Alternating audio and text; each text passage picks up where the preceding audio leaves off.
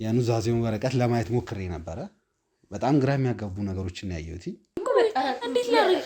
አላገባ ከዛ በኋላ አልወለደ። እንደነገርኩ 3 ነን አይደለም፣ ለ3 ለ10 የሚበቃ ንብረት ነው ያለን። እንዴት ነበር እስቲ እንደው ልታገቢ እንደሆነ ስትነግሪው ስለ ሰርጉ የነበረው ነገር እስቲ አባትሽ ምን አይነት ሪያክሽን ነበር የነበረው በሰዓቱ?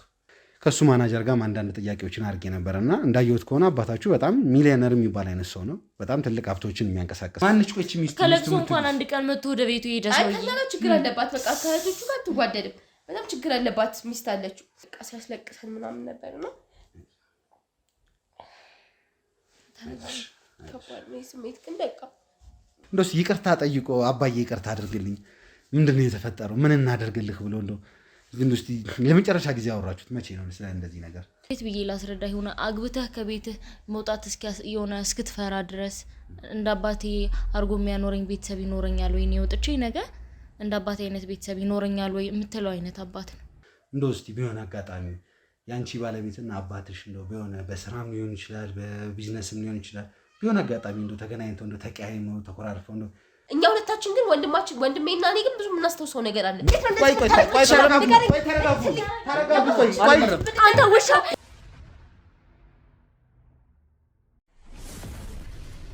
ሰላም ውድ የነበልባል ቤተሰቦች እንዴት እንደምን አላችሁ? እንግዲህ የዛሬው ፕሮግራም ትንሽ ለየት ያለና ግራ የሚያጋባ ነገር ነው የሆነብን። እንግዲህ ያው ብዙ ስራዎችን አቁመን ይህንን ሁኔታ ግዴታ ለዚህ ቤተሰብ ማስረዳትና ምን ተፈጠረ፣ ምንድን ነው የሆነው? እንደምታያቸው እህቶቼ ጥቁር በጥቁር ለብሰው ነው ያሉት። በጣም ለእኔ ራሱ በጣም ግራ የሚያጋባ ነገር ነው የሆነው። እንደዚህ አይነት ኬዝ አጋጥሞን አያውቅም። ትንሽ ወጣ ያለ ኬዝ ነው ያለው። እንግዲህ ዛሬ አብሬያችሁ ሆነው እኔ ኤርሚያስ ነኝ። እጄ ላይ እንደምታዩት አንድ የኑዛዜ ወረቀት አለ። ያው እዚህ ከመምጣቴ በፊት አንድ የቅርብ ሰው ነው ይሄ ኑዛዜ ወረቀት ትንሽ በጣም ግራ ያጋባል። እኔ ብዙ ጊዜ እንደዚህ አይነት የኑዛዜዎችን ለሰው ማቅረብ፣ ለቤተሰብ ማቅረብ እንደዚህ አይነት ነገሮች ላይ ይሳተፍ ነበር። ግን ይሄ ኬስ ትንሽ ግራ አጋብቶኛል።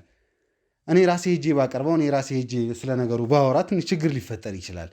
የሚፈጠረው ነገር ትንሽ አሳሳቢ ነገር ነውና እባክህን እስቲ እንግዲህ ያው ቀጥታ ወደ ነበልባል ቢሮ መጥቶ ያለውን ነገር እንግዲህ እስቲ አንተም እነሱ ጋር ሄደህ እነሱ ጋር ያለውን ነገር አውርታቸው ስለ ኑዛዜውም ስላለውም ነገር ያለውን ነገር እንድታቀርብኝ ብሎ ቢሮ መጥቷል።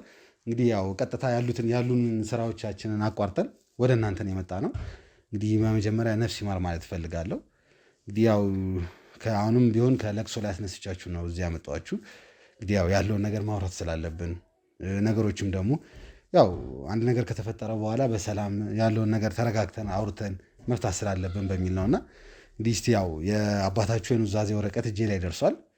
እንግዲህ ያው አንቺም ሆንሽ ሌላም ቤተሰቦች በተደጋጋሚ እየተደወለ ምን ላይ ነው ያለው፣ ምንድነው የተፈጠረው፣ ምንድነው የሆነው የሚል ነገር በተደጋጋሚ እየቀረበልኝ ነውና ይሄ ነገር ደግሞ እንደዚህ በቀላሉ የምናወራው ነገር አይደለም። መጀመሪያ ሲጀመር ቤተሰቦች ሁላችሁም ተሰብስባችሁ ነበር የፈለግኩት። አሁን ወንድማችሁ ይቀራል አይደል? እንግዲህ እስቲ ወንድማቸውም ይቀራል፣ እስኪመጣ እየጠበቅኩኝ ነው። ይመጣል። በጣም ጥሩ። እንግዲህ ስላለው ነገር ማውራት እንችላለን ማለት ነው። እስቲ በመጀመሪያ ስማችሁን አስተዋውቁኝና ቀጥታ ወደ ተፈጠረው ነገር እንገባለን። እሺ፣ እኔ ማህሌት እባላለሁ። እሷ ደግሞ ሰብለ። በጣም ጥሩ። እንግዲህ ያው ትንሽ የኑዛዜውን ወረቀት ለማየት ሞክሬ ነበረ። በጣም ግራ የሚያጋቡ ነገሮችን ያየሁት፣ ግን ደግሞ ያንን ነገር እንዳልኳችሁ ነው። እንደ ሌላ ጊዜ የምናየው የኑዛዜ ወረቀትም ወይ ደግሞ እንደ ሌላ ጊዜ የመጣ የሀብት ክፍፍል አይደለም።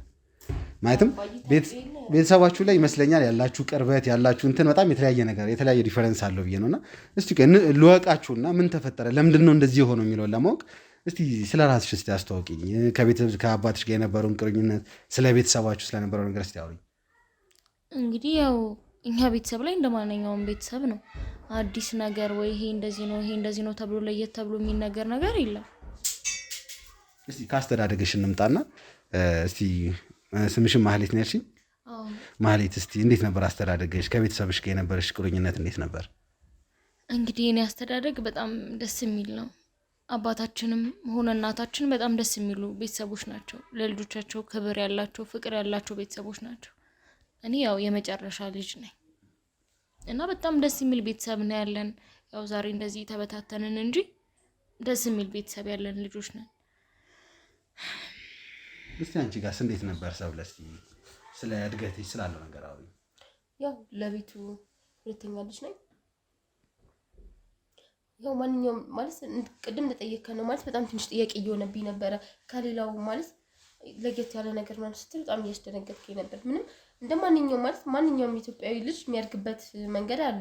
ይሄን የተለየ ሶስታችንም ለቤቱ 3 ልጆች ነን። እሱ የመጨረሻ ልጅ ናት እኔ ያለው ከዛ ወንድማችን አለ። ይሄን የተለየ አስተዳደግ አላደግንም። ምንድነው እኔ አግብቻለሁ እሷም አግብታለች እና በቃ ከቤት ወተን ነው እየኖርን ያለነው። ያው እናትና አባታችን ያው እናታችን ከሞተች ቆይታለች። አባታችን በቅርቡ ቢያርፍም በጣም ብዙ ለማስታመም ምናምን በደንብ ሞክረናል የምንችለውን ሁሉ። ብዙ አመት ታማ ተሰቃይታ ነው ያረፈችው እናታችን እና ምንድን ነበር እንደው እስቲ ይቅርታ ህመሟ የታመመችው ምን ነበር? በቃ የሆነ ምን ልበልክ በቃ እንደዚህ እድሜውም አለ ከዛ ደግሞ የሆነ ያለመመቸት ምናምን ሁኔታዎች ብቻ ብዙ ጊዜ ታማ በጣም ተሰቃይታ ነው የሞተችው እና አሁን ደግሞ በቅርቡ አባታችንን አጥተናል። ግን አሁን እንደዚህ ጥያቄዎች ለምን እንደጠየቅ ግራ ገብቶኛል። ማለት ስለ ይሄ ከሌላው ቤተሰብ የተለየ ነገር የለንም ለምን እንደዚህ እንደጠየቅ ይናል በጣም አሳሰብከኝ። ማለት ምን ሆኖ ምን ተፈጥሮ ነው? ያው አግብተን ከወጣን በኋላ በእርግጥ ያለን ቅርበት ያው ቤት ውስጥ እንደኖር ነው አይሆንም ማለት የሆነ ክፍተት መኖሩ አይቀርም። ስለዚህ ሁላችንም ቤታችንን ስለምንል ያው እኔም አመት አልፎ ያለፈኝ እሷም 6 ወር 7 ወር ሊሆናት ነው ምናምን ነገርና ሁሌ ዴሊ ቤት ልትሄድ አትችልም። በምንችለው አቅም ግን እንሄዳለን፣ አባታችንን እንጠይቀዋለን ምናምን መሄድ ባለብን ሰዓት መገኘት ባለብን ሰዓት እንሄዳለን ያስፈልግነው ሰዓት።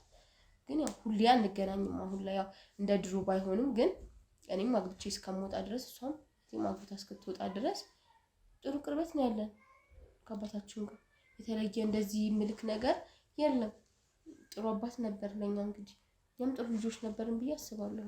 አዎ እዚህ ከመምጣቴ በፊት እንዳልሽው ነው ምን ለየት ያለ ነገር አለው ይሄን ኑዛዜ ብለሻልና ስለ አባታችሁ አንዳንድ ነገር ለማጣራት ሞክሬ ነበርና ከወራቶች ከ6 ወር 7 ወር በፊት እንደዚህ የተለያዩ ነገሮችን ለማጣራት ሞክሬ ነበር ወደ ኋላ ሄጄና ኢቭን ከሱ የሱ ማናጀር አለ ከሱ ማናጀር ጋር አንዳንድ ጥያቄዎችን አድርጌ ነበርና እንዳየሁት ከሆነ አባታችሁ በጣም ሚሊዮነር የሚባል አይነት ሰው ነው። በጣም ትልቅ ሀብቶችን የሚያንቀሳቅስ ሰው ነውና ጥሩ ላይ ያለ ሰው።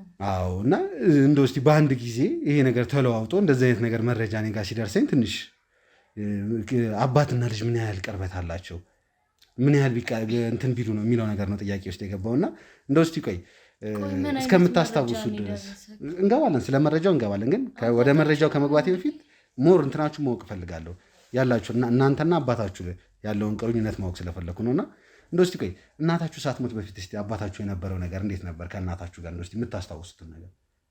ያው እሷ እንደነገረች ነው አባታችን ለልጆቹ በጣም ጥሩ የሚባል አባት ነው። እናታችንም ቢሆን እንደዛው ነች። እናቴና አባቴ በጣም ሲያምሩ ብለህ የምትልላቸው አይነት ባለትዳሮች ናቸው።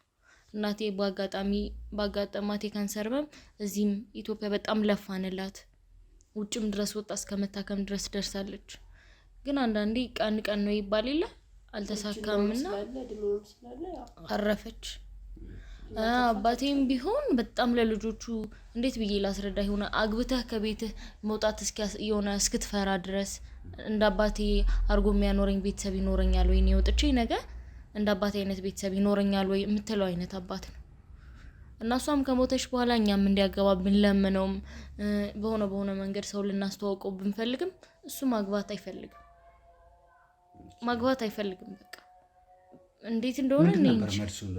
አግባ ስትሉት ከሌላ ሴት ጋር ተዋግ ስትሉት ምን መልስ ነበር የሚሰጣችሁ? እኔ አልፈልግም፣ እናንተ ልጆቼ፣ ትዳሮቼ፣ ሀብቶቼ ሁሉ ነገሮቼ ናቸው፣ እናንተን ማሳደግ ነው የምንፈልገው ነበር መጀመሪያ የሚለው።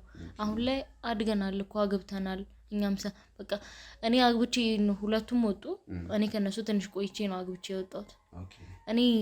እኔ ስወጣ ነው በቃ በጣም ሁላችንም ያዘን ነው። ምክንያቱም ማንም የለውም እዚህ ጋር። እሱ ግን ያው የዘመኑ ሴት እንደምታውቀው አይፈልግም፣ ለሀብት ብለው ነው የሚቀርቡን ብሎ ስለሚፈራ ታውቂያለሽ።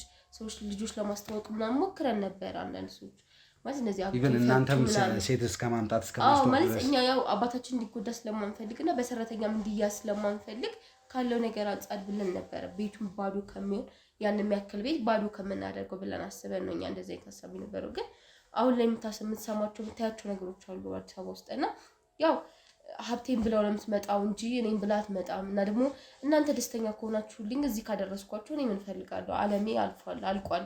እናንተ ናችሁ ዓለሜ። ከዚህ በላይ ምን ማየት ፈልጋለሁ ምናምን እንጂ የኛ ልጆች እኛ ወልደን ልጃችን ምናምን ለማየት ነው እንጂ የሚጓጓው የሆነ ሚስት አግብቶ እንደዚህ ምናምን ጭራሽ እኮ ነው የማስበው።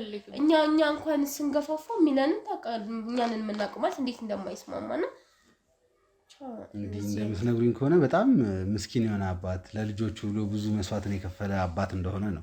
ለእኛ ነው የኖረው፣ ምንም ጥያቄ የለውም። ለልጆቹ ሲል የኖረው እውነት ምንም ጥያቄ የለውም። ማለት በልጅነቱ ነው የወለደን፣ 20 ምናምኖች ውስጥ ሆኖ ነው እያደር ነው ሀብቱም የመጣው። ማለት እኛን ከወለደ በኋላ እየሰራ ነው ሁሉ ነገር የመጣውና ማለት ምንም ነገር ባንዴ አይመጣም። ግን ልጆች ኖሮክን ደግሞ ጥረህ ግረስ የምታገኘውን ዋጋ ላብ ታውቀዋለህ። ማለት ልጅ እንዴት እንደሆነ ሁሉም ሰው በየቤቱ ልጅ ያለው ሰው ያውቀዋልና እሱ ሂደት ስላለ ያው በደንብ ነው የለፋብን። በልጅነት ያገኛል ልጆቹ ነን እና ከምንም በላይ ደግሞ እንዳልኩ ነው የእናታችን አሟሟትን በጣም ነው የሚያሳዝነው። እድሜውም እንዳለ ሆኖ ካንሰሩም እንዳለ ሆኖ ግን በቃ እሷን ማጣት አይፈልግም ነበረ። በቃ ማለት ማንም ወንድ ልጅ የሰጠችውን ሚስት ማጣት አይፈልግም ማለት ይሄ ትልቅ ወግ ስለሆነ ወግ ማድረግ ስለሆነ ግን በቃ እግዚአብሔር ስላልፈቀደ አረፈች እናታችን እንጂ እኛ የምንችለውን ሁሉ አድርገን ነበር። እንዳለችክ ነው እሷ ውጪ እስከመሄድ ድረስ እኛም የምንችለውን ሁሉ አድርገናል። ግን ልናተርፋት አልቻለም። ያው እድሜውም ስላለ አይዟችሁ እንግዲህ ያው ለእናታችሁ ነፍስ ይማር ማለት እፈልጋለሁ። እንደው እስቲ ያው የወንድምሽን ጉዳይ ከሱ ጋር አወራለሁ። ከወንድምሽ በኋላ አንቺ ነሽ አግብተሽ ከዛ ቤት የወጣሽውና እንዴት ነበር እስቲ እንደው ልታገቢ እንደሆነ ስትነግሪው ስለ ሰርጉ የነበረው ነገር እስቲ አባትሽ ምን አይነት ሪያክሽን ነበር የነበረው በሰዓቱ? ወይስማን ተስተሻልሻ ማሂ በጣም ደስተኛ ነበረ። ማለት እንዳልኩ መጀመሪያ ወንድሜ ከዛ ነው ሴት ልጅ ነው ሁለተኛ ላይና ያው ሴት ልጅ ታገባ ነው ወንድ ልጅ ታገባ ያለው ልዩነት ታውቃለህ። ቤት ውስጥ ያሉት ነገሮች ማለት ወጉ ስለሚለያይ እናም ደግሞ በቃ ወንድሜ ካገባ በኋላ ከትንሽ ጊዜ በኋላ ምን ስለሆነ ያገባሁት ምናምን በጣም ደስተኛ ነበር።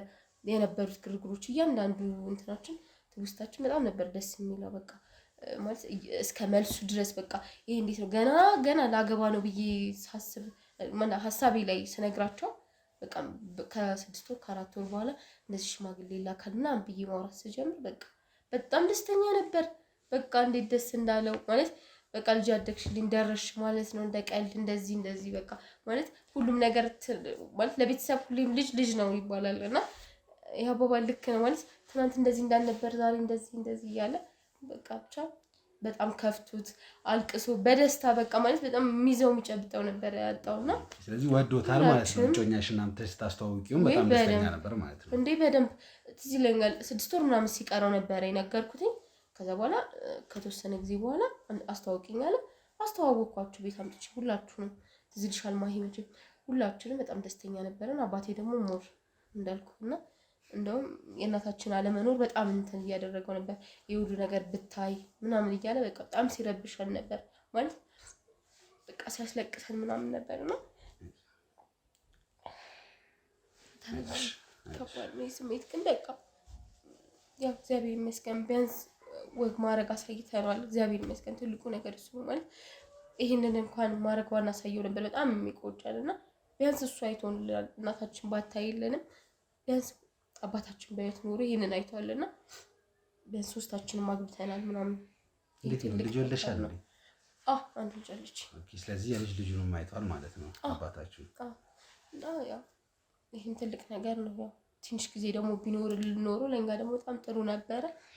ያው ምንም ቢሆን መሰብሰቢያችን ነበር ማለት ለበዓልም ቢሆን የሆነ ዘመድ ጋር ብንሄድ የሆነ ነገር የሆነ ፕሮግራምም ቢኖረን ምንም ቢኖረን ማለት ቤት ቢኖረንም ቤተሰብ ጋር ስትሄድ ያለው እንትን ይለያያልና ለኛ በቃ መሰብሰቢያችን ነበረ። በእውነት ማረፊያችን ነበር፣ ኩራታችን ነበር፣ በጣም ብዙ ነገራችን ነበር አባታችንና ከባድ ነው።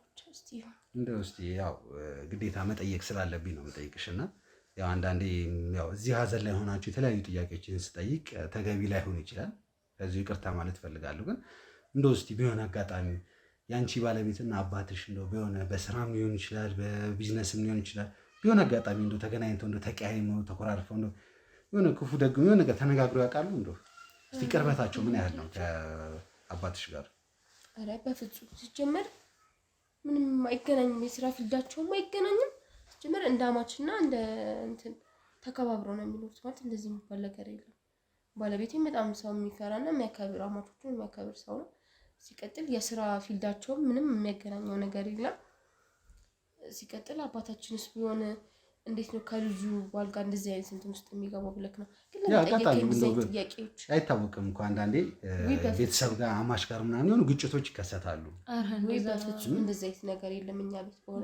እስቲ ወደ አንቺ ጋር ልምጣና ስለ አንቺ ትዳር የመጨረሻ ልጅ ነሽ፣ መጨረሻ ላይ ነው ያገባሽው። እንግዲህ ልክ አንቺ ስትወጪ ማለት ሙሉ ልጆቹ ወጥተው አለቁ ማለት ነው አይደለ? የመጨረሻ ልጅ ነሽ። እንደው ስትነግሩ የነበረው ነገር እንዴት ነው? ኦልሬዲ እነሱ እሷም ታላቅ ወንድሟም ወጥተዋል። አንቺ ብቻ ነበርሽ አባትሽ የምትንከባከቢው። ላገባ ነው ብለሽ ስትነግሩ የነበረው ነገር እንዴት ነው? እኔ በጣም ለመናገር በሰዓቱ ከብዶኝ ነበር። ብቻሽን ስለሆንሽም በጣም ይከብድ ነበር። ብቻዬንም ነኝ። በቃ አባቴም እነሷ ከወጣች ጊዜ ጀምሮ በቃ ከሆነ ሰዓት በኋላ አባቴ ላይ የሆነ ባህሪ ይችበታለሁ። በጣም ተጫዋች ነው እንደነገርኩ። በቃ ዋጋ የከፈለብን ልጆቹ ነን እና በጣም ተንሰፍሳፊ ነው ልጆቹ እና ችላ ማለት አለ፣ ዝምታ አለ። በቃ በዛ መሀል እኔ በጣም ለመናገር ተቸግሬ ነበር። ወላንዶም እሷ ነች ነገረችልኝ እና በቃ የሆነ መከፋት እንጂ ደስታ አላየሁበትም። ይሄ ነገር የተፈጠረው መቼ ነው? እኔ እንደዚህ ላገባ ነው ብዬ ከመናገሬ ከ2 ወር ከ3 ወር በፊት። ይህ ማለት ኦልሬዲ እነሱ አግብተው ከወጡ አግብተው ወጥተዋል። አባቴ ብዙ ጊዜ በጊዜ የሚገባ አይነት አባት ነው። ለመዝናናትም ቀንን የሚመርጥ ነው። አስፈላጊ ሆኖ መዝናናት ካለበትም ከቤቱ አቅራቢያ የሚዝናና ሰው ነው እና ከሆነ ሰዓት በኋላ በጊዜ የማይገባም ያለበትን ቦታ የሆነ ልጅ አሁን እንዴት ነው ደውለህ የት ነህ እንዴ እዚህ ነኝ ይልሃል፣ ወይም ደግሞ ልጅ ደውለው እናቴ እዚህ ነኝ ምናምን የምትባባለው ነገር አለ። ላይክ እንደዛ አባቴም ቢሆን ደውሎ እዚህ ነኝ ደውሎ እንዲህ ነኝ የሚል አይነት ሰው ነው። ወጥቼ እንኳን ብቀር እዚህ ጋር ነኝ ብላችሁ መጣችሁ ታገኙኛላችሁ ይላል ብዙ ጊዜ። የትም ስትወጣ ያላችሁበትን ቦታ ቢያንስ ለአንድ ሰው አሳውቁ ይላል ሁሌም ቢሆን እና ያን ነገር ደግሞ እኛ ለምደነዋል። ኦልሬዲ ኃላፊነት እኔ ጋር ነው። የት ነው እንዴት ነው ደህና ነው የሚሉኝ እኔን ነው። ስልክ እንኳን አላነሳላቸው ካለ ወይ የሆነ ነገር ካለ እኔ ጋር ነው የሚደውሉት እና ከሆነ ሰዓት በኋላ በቃ ያለበትንም አይናገርም፣ ዝምታማ በዛ መሀል እኔ ወይ ቤት ውስጥ ስልክ ሳውራ ከባሌ ጋር ምናምን ሰምቶኝ እሷን ማግብታ ልትሄድ ነው ብሎ ደብሮት ከፍቶት ነው ወይ እነዛን ነገሮች ነበር ኤክስፔክት እያረኩ የነበረው። ግን አንዳንዴ ግድ ነው የራሴ የሆነ ህይወት አለ አይደል? ታዲያ አንተ መቆየት ብትፈልግ ወይ አንተ ልታገባው የምትችለው ሰው መቆየት ላይ ፈልግ ይችላል። ነገሮች አንተ እንዳሰብኳቸው አይሄዱልህ እና መቆየት እየፈለግኩ ሳልፈልግ ነው ያገባሁት። ከዛ ለእሷ ነገርኳት፣ ነገረችው። መከፋት ነው ያየንበት ሁላችንም። ያንቺን ማግባት ሲሰማ ማለት ነው ልቶች እንደሆነ ሲሰማ ለምን እንደሆነ አላውቅም። ያው ቤቱን ብቻውን ስለሆነ ይሁን እንዲሁም እዚህ እኛ ቤት ጋር አንድ ቤት አለ ትርፍ ቤትና እዛም ሁኚ ብሎኝ ነበር በሰዓቱ እና ባለቤቴ ደግሞ አልፈለገም፣ ይርቀዋልም ለስራ ቦታ የሚመቻች አይደለም። ያው ደስ ባይልም ቢከፋውም አንዳንዴ ግድ ነው፣ ምንም ማድረግ አልችልም። በህይወት ላይ ውሳኔ መወሰን ያለበት ቦታ ላይ ትቆማለህ። ወይ አንዱን ወይ አንዱን። እዚህም ጋር ህይወት ነው፣ እዚህም ጋር ቤተሰብ ነው፣ ሁለቱም ቤተሰብ ነው እና ከዛ በኋላ በቃ አባቴ ተቀያይሯል። አሁን እስካለበት እስከሞተበት ጊዜ ድረስ እንደ በፊቱ አይደለም። እኛም ለማየት ቶሎ አንመጣም። እንደውም ከነሱ ይልቅ እኔ ነኝ የምመጣው። እነሱም ስራም አላቸው ምንም አላቸው። እኔ እንደነገርኩና ካገባው 1 አመት ከ6 ወሬ ነው። ስራም አልጀመርኩም። ትንሽ እያመመኝም ነበር ምናምን አልተመቻቸልኝም። እና እኔ ነኝ ጊዜ አለኝ እሱን መጥቼ ለማየት። መጥቼም በማየው ሰዓት ግን ወይ ቤት ደርሼ ራሱ ስደውለት ቀስ ብሎ ነው የሚመጣው ምናምን። በፊት እንዴት ነው ወይ ዘመዶቻችን ጋር የሆነ ቦታ ልኮን ወይ እስኪ እነዚህ ልጆች እናታቸው የለችም ይከፋቸዋል የሆነ ቦታ ይሄዱ ምናምን ብሎ ይልከናል። እንደነገርኩ አለውም የሚባል አይነት ሰው ነው። ለልጆቹ እንኳን ያለውን የሌለውን የሚያደርግ አባት ነው ባጭሩ። ለኛ መሆን ካለበት በቃ ምንም አድርጎ የሚያደርግልን አባት ነው እና በቃ ያ እንደ በፊቱ አይደለም። ይሄን ነገር እነሱም አላስተዋሉትም ይሆናል። እኔ እንጃ እላታለሁ ለሷን። ያው ወንድሜ ብዙ ጊዜ ለስራም ስለሚሆን ያው ወንድ ልጅና ሴት ልጅ ያን ያክል ቅርበታችን እኩል ነው። ከአባት ጋር ብዙ ጊዜ ሴት ልጅ ነች ለአባት ነው የምትቀርበው። እሷና እኔ ደግሞ ብዙም ልዩነት የለንም እና ለዛ በጣም ነው የምንቀራረበው። ላይ እናቴ ስትሞት እንደ እናት የሚያሳደገችኝ እሷ ነች፣ እህቴ ነች።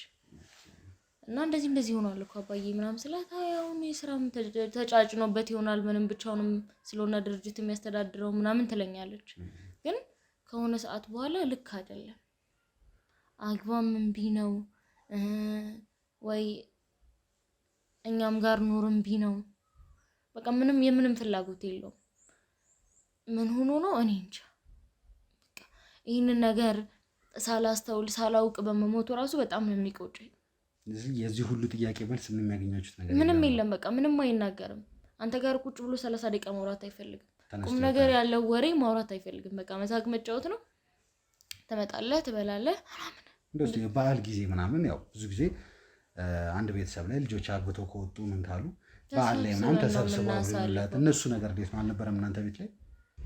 እኔ አላስተዋሉትም ይሁን እኔም ብቻ ይሁን የታየኝ እኔ እንጃ። እንደዛ ነው የምናሳልፈው ሁሌም ስቲል እስኪሞት ድረስ። ግን ደስተኛ አይደለም እንደ በፊቱ። የሆነ ሰዓት በኋላ ሰብስቦን ይዞን የሚወጣ አይነት ሰው ነው። ከ2 ወር በፊት ያሳልፍነው በዓል ታስታውሻለሽ? ያኔ ቤታችን ነው ያሳልፍነው። እንውጣም የለም ምንም የለም። እንዴ ዛሬ ምን ነው ተብሎ እኛ እንውጣ ስለው እንኳን ወላ ይሻላል ወተን ተዝናንተን እንምጣኛ ስንለው ይሻላል። ለምን እንደሆነ እኔ እንጃ። በቃ ምንም ምክንያት የለውም ለመቀያየሩ ምክንያት የለውም። እንደው እስቲ አንቺ ከወጣሽ በኋላ ማን ነበር የሚንከባከበው? ማለትም ልብስ መታጠብ አለበት፣ ምግብ መሰራት አለበት። ግቢያችሁ እንዳየሁት ከሆነ በጣም ትልቅ ግቢ ነው። የተለያዩ አትክልቶች አሉ። የሆነ የሚንከባከበው ሰው ይፈልጋል ብዬ ነው። ማን ነበር እነዛ ነገሮች የሚያደርገው? እኛም እዛም እያለን ከመውጣታችንም በፊት እኛ አይደለንም ብዙ ጊዜ ስራዎችን የምንሰራው፣ በጎደለ እናግዛታለን እንጂ ወደ 6 ዓመት ምናምን የቆየች ሰራተኛ አለች። ዘበኛም አለን። እሱ በጣም ብዙ አመቱ ነው ዘበኛው። እንደውም ከ12 ዓመት በላይ ምናምን ዘበኛው። እንደ ቤተሰብ ናቸው። በቃ ማንም ስለማያስቀይማቸው ብዙ ማለት እንደ ልባቸው ነው እንደ ቤታቸው ነው የሚያዩትና ብዙ አመት የመቆየት ቻንስ አላቸው። ማለት እንደዚህ ለምን አደረክ እንደዚህ ለምን ሆነ ወጣ ገባ የሚል የሚጨቃጨቅ ሰው የለም። ማለት የሆነ ጋይድ የምናደርጋቸው ነገሮች ይኖራሉ። አንዳንድ ነገሮች ግን እዛው ኮሜንት ሰጠን እዛው ነው የሚያስተካክሉ። የሚያስቸግሩ ሰዎች አይደሉም። መልካም እነሱን ቀርባችሁ የአባታችን ጸባይ እኮ ተቀያየረብን፣ አባታችን ጋር የሚገናኝ አዲስ ሰው አለ ወይ? እንደዛ እኔም አስቤ ነበር። እንደነገርኩ ሰራተኛችን ትልቅም ሰው ነች። ትልቅ ስልህ ከኛ በላይ ነች ምናምን። ግን ከ9 ወር በፊት አስወጥቷት ስመጣ የለች። ምን ሆና ነው አልፈለገችም፣ ሄደች። ስልኳ አይሰራም ማለት ራሷን በፍቃደኝነት ነው የወጣችው። አላውቅም። ስመጣ የለችም። ከዛ ደወልኩላት፣ መጣች። እንጠይቀው አልፈልግም አለች፣ ወጣች፣ ሄደች። ምን ነበር ምንም ምክንያት የለም። አልተመቸኝም ሄዳለሁ አለችኝ አለ። ስልክ እዚህ ያለች ተገዝቶላታል አላት። ምናገኝበት ስንደውል አይሰራም። ዘበኛውን እንጠይቀዋለን፣ እኔ አላውቅም አለ። ከዛ ቀጣይ እሱንም አስወጣው። እንዴት እንደሆነ አላውቅም። እሱም ወጣ ነው ተባረረ ነው አባሩት ይሁን አላውቅም። ብቻ ተቀይሯል። የሁለቱም ስልክ አይሰራም እና አሁን ላይ ያለችው ተመላላሽ ሰራተኛ ነበረች። ዘበኛውም አዲስ ነው። እነሱም ምንም አናውቃቸውም። ምንም ብለን ልንጠይቃቸውም አንችልም። የሚጠየቁት ነገር የለም። የሚያውቁንን አብረውን የኖሩትን ረዥም ጊዜ የምናውቃቸው ከነሱ ኢንፎርሜሽን ለማግኘት ሞክረናል። ግን ምንም የተለየ ነገር ልናገኝ አልቻለም። ማለት አንዳንድ ግራ የገቡን ነገሮች ነበሩ። ግን በቃ ምንድነው አባዬ እንደውም አረጀ እንደ ምናምን መነጫነጭ ጀመረ ምናምን እያልኩ ነበር። እንደውም እንደዛ ማሰብ ጀምሬ ነበር። ማለት ሳይለቸው ይሄን ያህል ምናምን እያልኩኝ ነበር። ደግሞ አንዳንዴ እናስቲ እኔ ጋር ምናምን እለዋለሁ እኮ ግን እሺ አይልም። ማለት የለመደው ቤት ነው የሚመቸው። እያንዳንዱ ነገር ቤቱ ስለሚመቸው ለሱ ያው እኔም ጋር መጥቶ ብዙ ላይ መቸው ይችላል ብዬ ስለማስብ ይሄን አላስጨንቀውም አላስገድደውም። እና ግን ያው ምንም ጥያቄ ነው ማባታችን ከሆነ ታይም በኋላ ጸባዩ ተቀይሯል። ግን ለኛም አልገባንም። ማለት ይሄን አለም አላስተዋለውም። እንዳልኩ ደግሞ አንድ ላይ ያለ መኖራችን እና እኛም በየፊናችን ቢዚ መሆናችን በየቤታችን ነው ስለምንሮጥ ያው ብዙ ትኩረት አልሰጠንም ያናልና መስጠት ያለብን ዋጋ ድረስና ቦታ ድረስ አልሰጠንም መሰለኝ። ማለት እንዳልኩ ነው የራሳችን ህይወት ሩጫው እንተና ያዘልና ቤታችን ስንል በደንብ ቼክ ሳናደርግ ቀርብ ማለት ያው እንግዲህ ቤተሰቦች ያለውን ነገር በተቻለ ስለ ውርሱም ላይ ምን ተጻፈ ምንድነው የተደረገው የሚለውን ነገር ከማየታችን በፊት ቢያንስ እንኳን እስቲ እንወቃቸው። ይሄ ቤተሰብ ምን አይነት ቤተሰብ ነው፣ ምን አይነት ላይፍ ነው ያሳለፈው፣ እንዴት ነው እየኖሩ ያሉት የሚለውን ለማወቅ ነው እንትን ያልኩት። በዋነኝነት ደግሞ የፈለኩት ምንድነው ይሄ ቤተሰብ እንዴት ነው እስቲ ከአባታቸው ጋር ምን ያህል ቅርበት አላቸው፣ እርስ በርስስ ምን ያህል ቅርበት አላቸው የሚለው ነው። ይሄ ነገር ወሳኝ የሚያደርገው ነገር ምንድነው እያንዳንዱ የሚናገሩት ነገር ከውርሱ ጋር የተገናኘ ነገር ነው። እያንዳንዱ ጥያቄ የምጠይቃቸው ጥያቄ ውርሱ ላይ መልስ ስላለ ነው። እንግዲህ እንደነገራችሁኝ ከሆነ አባታችሁ ከማረፉ በፊት የሆነ ሰዓት ላይ አባታችሁ አዲስ ጸባይ አሳይቶ ነበር። ያን ጸባይ ደግሞ ለማስተካከል ወይም ደግሞ ቀርቦ ለማውራት በምፈልጉበት ሰዓት ላይ ምንም አይነት እንድትቀርቡት እያደረጋችሁ አልነበረም። በተቻለ መጠን ሲያርቃችሁ ወይም ደግሞ እንደው ይቅርታ ጠይቆ አባዬ ይቅርታ አድርግልኝ፣ ምንድን ነው የተፈጠረው፣ ምን እናደርግልህ ብሎ እንደው ለመጨረሻ ጊዜ ያወራችሁት መቼ ነው? ስለ እንደዚህ ነገር አንዴ አውርቼዋለሁ እኔ ትዝ ይለኛል። ግን ብቻዬን ነው ያወራሁት ማለት ይቅርታ ምናምን ሳይሆን በቃ አባዬ ግን ምንድን ነው ምን አዲስ ነገር አለ ምናምን ነገር እንደዚህ ስራ እንዴት ነው ምናምን ማለት ስላሉት አንዳንድ ነገሮች ለሞክሬ ነበር። ግን ጥሩ ነው ልጄ ምናምን አንቺ ጋር እንዴት ነሽ ምናምን ስለ ልጄ ምናምን የጠይቀኝ ስላለው ነገር ስራ እንዴት ነው አንቺ ጋር ምናምን እንደዚህ ስለ ህይወት አንዳንድ ጥያቄዎች እንጂ ጠይቀኝ እንደዚህ ሊነግረኝ የሚችለው ነገር ምንም አላገኘሁም። እና አንዳንድ ጥያቄ የሆኑብኝ ነገሮች ነበሩ። በቃ ድብርት ይሆናል ምናምን እንደውም የሆነ ሀገር ለምን አትዝናናም ትንሽ ጊዜ 15 ቀን ሳምንት ሄደ ምናምን ብዬው ነበር። ግን አይ ልጄ ስራውን ማን ይስራው ምናምን ብለሽ ነው ታይ ውስጥ ምናምን ነው የሚለው። እንዳልኩ ነው ለራሱ ጊዜ አይሰጥም። እና ማለት እኛም ራሳችንን እንችለን አግብተን ወልደንም የሆነ የሚኖርለት ነገር እንዳለ ሁሌም መስራት እንዳለበት ሁሌም ከሱ የሚጠብቅ ሰው እንዳለ አድርጎ ነው የሚያስበው። እና ያው ይሄ ጥንካሬና ተፈጥሮ ነው ማለት ሰው ብዙ ጊዜ የሚሰራው ቢሆን ማለት ወይ የተሻለ ነገር ለማግኘት ነው ወይም ትኖርለት ሰው አለ። ከሁለት አንዱ ነው፣ ምንም ጥያቄ የለውም። እና የእሱ ግን ትንሽ ይለይ ነበረ ማለት አባታችን ስለሆነ ሳይሆን በቃ እንደዚህ አይነት ሰው ነው። እና እንደዚህ እያለኝ ነበርና እንደውም በቃ የሆነ ታይም ላይ ወይ በደንብ አውርቻቸው ምናምን ሶስታችንም ወይ አራታችንም ምናምን በቃ የሆነ ቦታ ይዘነው እንሄዳለን ምናምን ብዬ ላይ እያሰብኩ ነበር እኮ። ግን ያው በመሀል ማለት ያላሰብነው ነገር ተፈጠራቸው። እሺ እንግዲህ እስቲ ቤተሰቦች ያው ያለውን ነገር ሰምተናል። ከሁለቱ ሴት ልጆቻቸው እስቲል ወንድ ልጃቸውን እየጠበቅን ነው። እንግዲህ ያው ወረቀቱም የተለያዩ ወረቀቶች ስለሆኑ ለሴት ልጆች የተጻፈው ወረቀት አለ፣ ለወንድ ልጅም ደግሞ እንደዚህ የተጻፈው ወረቀት አለና እስቲ ምን ይላል ስለ ውርሱ ጉዳይስ ምን አይነት መልስ አለ የሚለውን አብረን የምናየው ይሆናል። አብራችሁን ቆዩ።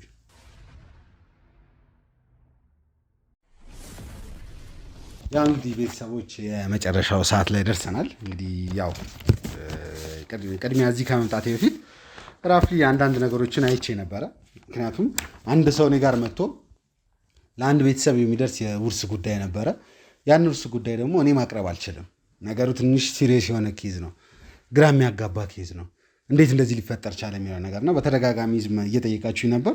ለምንድነው ቀጥታ ተነቦ ያለንን ውርስ ተካፍለን ህይወታችንን ማንቀጥለው የሚል ነገር ነው ከእናንተ የሰማሁትኝና ያንንም ለማድረግ ትንሽ ነገሮች ከበድ ስላሉ ነው። እንግዲህ የወንድማችሁ ወረቀት ራሱን የቻለ ወረቀት አለ። የእሱን ትንሽ ለየት ስላለብኝ ነው። እንግዲህ ያው የወንድማችሁን ወረቀት ለእናንተ አላነብም። የወንድማችሁ ሲመጣ የወንድማችሁን አነባለሁ። የእናንተን ወረቀት ላይ ወንድማችን አለ ምን ችግር አለው? እንስማ አንድ ላይ ቢሆንም ለሴት ልጆቼ ይሄ ወረቀት ይድረሳቸው፣ ለወንድ ልጄ ደግሞ ይሄ ወረቀት ይድረሰው ተብሎ ነው ለየብቻ ስለሚመጣ እሱም ወንድማችን እያመጡችን። እንግዲህ ያው የተለያዩ ዝርዝሮች አሉ መጀመሪያ እንትን ያሉት እነሱን አልፋቸዋለሁ። ወደ ዋናው ኬስ ስገባ ያው ይህንን የኑዛዜ ወረቀት እኔ ጋር ከመምጣቱ በፊት ያው ሰውየውን ለማመስከር ሞክሬያለሁ። እውነት የአባታችሁ ነው አይደለም፣ እውነት ህጋዊ ነው አይደለም የሚለው ነገር እያንዳንዱ ነገር አጣርቻለሁ። 100% ህጋዊ ነገር ነው። ምንም አይነት ነገር የተጭበረበረ ሌላ ሰው የሆነ ነገር ለማድረግ ብሎ ሌላ ነገር የጻፈው ምናምን ነገር ምንም አይነት ነገር የለም። እንግዲህ ውርሱ ላይ መጨረሻ ላይ የሚያመለክት የተጻፈው ምንድን ነው? ልጆቼን በሚገባኝ መሰረት ተንከባክቤ ለወግ ለማድረግ አድርሻለሁ። ሶስቱንም ልጆቼ ለወግ ለማድረግ አድርሻለሁ። እንግዲህ ለወግ ለማድረግ ካደረስኩኝም በኋላ ሁሉም በየፊናቸው አግብተው ቤት ላይ ድል ባለ ሰርግ ተደግሶ ከቤት እንዲወጡ አድርጌያለሁ። ከዛም በኋላም ቢሆን የብቸኝነት ላይፌን ለአመት በላይ የሚሆን ብቸኝነት ላይፌን አሳልፌያለሁ። ከዛም በኋላ ስለ ውርሴ ጉዳይ ስመጣ በዋነኛነት ስለ ውርሴ እስከሚገባኝ ድረስ ለእነሱ ማድረግ እስካለብኝ ድረስ ሁሉንም ነገር አድርጌያለሁ። ከዚህ በኋላ የሚሆነው የውርሴ ጉዳይ ለሁለቱ ልጆቼ ምንም አይነት የምሰጠው ነገር ስለሌለ ባሉበት የራሳቸውን ኑሮ እየኖሩ ህይወታቸውን እንዲያሸንፉ ከእኔ ምንም አይነት ነገር እንዳይጠብቁ የኔ ለምሰጠው ሀብት ለሚገባው ሰው አድርሻለሁ። ያም የሚገባው ሰው የሚገባውን ሀብት ተጠቅሞ ይኖራል። በመጨረሻ ደግሞ የተጻፈው የመጨረሻ ውርስ የሚሆነው ደግሞ የቤቱ ውርስ ነው። ለረጅም ዓመት ሲኖርበት የነበረውን የቤት ውርስ ለሚገባው ሰው እዚህ ጋር ስም መጥቀስ ያልፈለኩበት ምክንያት ከዛ ሰው አይደለም። ስም መጥቀስ ያልፈለኩበት ምክንያት የሚገባው ሰው ብዬ የጻፍኩበትኝ ምክንያት ያን ሰው ሄደው እንዳይረብሹ ከዛ ሰው ጋር ጠብም ሆነ ግጭት ክስ እንዳይኖር በሚል ለሚገባው ሰው ቤቱን ማሳልፌ ሽጬ ሙሉ ለሙሉ ያስተላልፍኩ መሆኑን እገልጻለሁ። አባታችሁ ምን ማለት ምን እንደምታወራው እስቲ አምጣውልኝ እንዴ ምን ማለት ነው? እንደዚህ ሊሆን ይችላል ምን ማለት ነው? እኔም ግራ የተጋባሁት ለዛ ነው። ልጆቹ እኮ 3 ነን ነግሬያለሁ። 3 ልጆች ልጅ ወንድሜ ነው። ከዛ ነው ሁለተኛ ልጅ ነኝ። እሷ ደግሞ 3ኛ ልጅ ነው። ሶስታችንም ልጆቹ ነን። ምን ማለት ነው? እና ምንድን ነው ይሄ?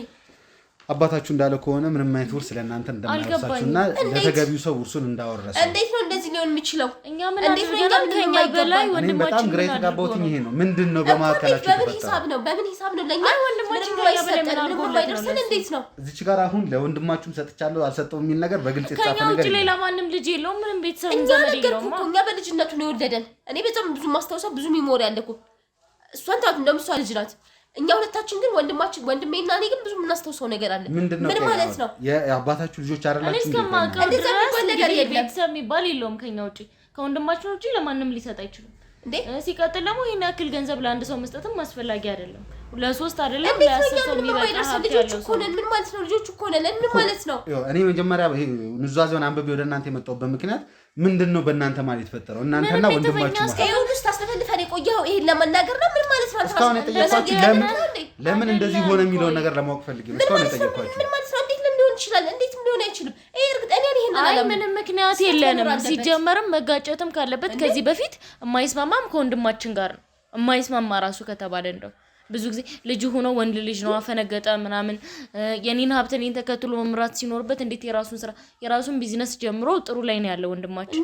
እንዴት እኔን አያግዘኝም እያለ ሲጣለኝ ነበር። እሱ ጋር ነው ምንም ሌላ ጸብም የሚያጣላም የሚያነጋግርም ነገር በመሃላችን የለም። ለዚህ ነው ዝምታውን ያሰፈነ ለዚህ ነው ማለት ነው። እኔ ስለ እናታችሁ ሞት በጣም አጥብቄ ስጠይቃችሁ የነበረው ነገር ምንድነው እናንተ የእሱ ልጅ ካልሆናችሁ ወይም ደግሞ ወንድማችሁ እሱ ብቻ አባት ከሆነ እንደዛ የሚባል ነገር አለ እንዴ? እስቲ የምታውቁት ነገር ካለ እንዴት ሆኖ ኧረ አይሆንም። በፍጹም ወንድማችንም የእናታችን ልጅ ነው። እኛ ከአንድ አባት ከአንድ እናት ነው ሶስታችንም የተወለድነው። እንደዚህ ሊሆን እኮ ከአንድ አባት ከአንድ እናት ከተወለዳችሁ እንዴት ሙሉ ለሙሉ ከውርስ ሊያስወግዳችሁ ይችላል? በእርግጠኝነት እኔ አሁን እያሰብኩት የሆነ ነገር ካለ ሲጀመር እንዴት እዚህ ድረስ መጠጥ ኑ ብለህ ጠይቀን የውሸት መረጃ ቢሆንስ በምን እናውቃለን? በትክክል እዚህ ከመምጣቴ በፊት ይሄንን ማስረጃ ይዤ እንዳልኳችሁ ነው በህግ ለሚመለከቱ አካሎች እጅ አሳይቻለሁ። በህግ የሄድኩበትም አካል እንዳሉኝ ከሆነ 100% ኮምፕሊትሊ ትክክል እንደሆነ ምንም አይነት ችግር እንደሌለበት ደውይለት። ምንድን ነው የሚደውልለት? እኔ ሲጀምር በቃ ማስረጃው ማረጋግጣለሁ። አጉታችሁ አየሽው ትክክለኛ እንደሆነ እስቲ አሁን ተረጋጉና እርስ በርስ እስቲ እንደው እስቲ የምታወሩት ነገር አባታችሁ ነው ያላችሁ ነገር ካለ ስለ ቢዝነሱ ስለ ውርሱ እንደዚህ እሱ ይሄን ያህል ሊያስደነግጠው ወይ ሊያቀያይማችሁ የቻለ ነገር እኛ እኔ እኮ እያስደነገጠኝ የተቀያየምነው ነገር የለም። ከዚህ በፊት ክፍተት የለም በመሃላችን ምንም የለም። እንዴት ይሄ ሊሆን ይችላል? እንዴት ነው ይሄ ሁሉ አመት የለፋበትን ሀብት ለማንም የሚሰጠው? ምን ማለት ነው? እኛ ልጆቹ እያለን ምን ማለት ነው? ስንት ነገር ልንሰራበት ፕላን አውጥተናል እኮ ስንትና ስንት ሚሊዮን የሚደርሰን ሰዎች ነን። ምን ማለት ነው? ማንም መጥቶ ሊወስደው ነው? እናትና አባቴ ሲለፉበት የኖሩትን ንብረት እኔ ብሰማው ነገር አይደለም። ሲጀመር ይሄ የሚያጣላ ነገር አይደለም። እንደነገርኩ 3 ነን አይደለም ለ3 ለ10 የሚበቃ ንብረት ነው ያለን። አባታችን ፊት የነሳል ለዚህ ነው ማለት ነው። ወይ አባስገድዶት እንት ብሎስ ነው እንጂ የእውነት እንደዚህ ማለት ከልጅነት ጀምሮ ወጣት ነው አይደለም። ሲጀመር የነበረበት ገንዘብ እንደዚህ ያደርጋል ማለት ይሄ ሁሉ ንብረት ለማንም እኔ አባታችሁን ንብረት ለማጣራት ሞክሬ ነበር። በጣም ትልቅ የሆነ ንብረት ነገርኩ እኮ አይደለም ለ3 ልጆች ለ10 ልጆች የሚበቃ ንብረት ነው ያለው። እኛ በንብረት ቁጭ ብለን መጋጨት ያለብን ሰዎች አይደለም ለራሳችን ለሌላ እንተርፋለን። የሆነ ሰው ተንኮልማ ሰርቷል በእውነት አባታችን። እኔ እርግጠኛ ነኝ አባዬ እንደዚህ አያረግም። ቆይም ጀምር ለምን ቆየ ብሩክ እስካሁን ለምን አልመጣም? በታመመበት ሰዓት እንደው እስቲ ቀርባችሁ አላስተማማችሁትም? የሚገባው ትሪት አልሰጣችሁትም? መጣን አየነው መጣን አየነው። እንደነገርኩ ነው ስንመጣ ራሱ ደህና ነኝ መጣችሁ መጠየቅ አይጠበቅባችሁም ይላል። ሌላ ምን ሊሆናችሁ? የእሱ ስራ ነው የሚሆነው። ማንም እንደዚህ ሊያደርግ አይችልም። ምን ማለት ነው? ቆይ እንዴት እንደዚህ ያደርጋል? እኛ አቶቹ አይደለንም እንዴ? ታገለሽ ሚስቱ ናት የምትሆነው። እርግጠኛ ነኝ የእሷ ስራ ነው የሚሆነው። እሷ ሁሌ ስለምትገፋው እንደዚህ የሚያደርገው እሱ ነው። ምንድነው ሚስቱ?